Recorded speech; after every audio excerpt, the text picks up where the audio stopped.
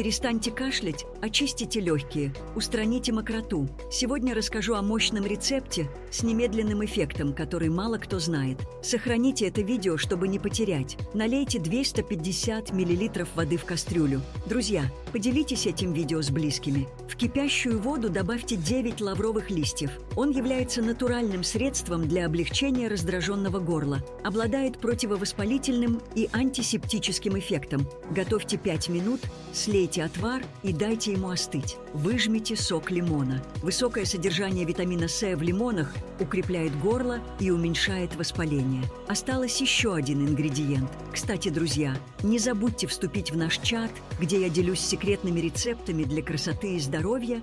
Чтобы туда попасть, нажмите на мою фотографию справа. Далее на ссылку в описании и подавайте заявку. Добавьте 3 столовых ложки меда, он оказывает успокаивающее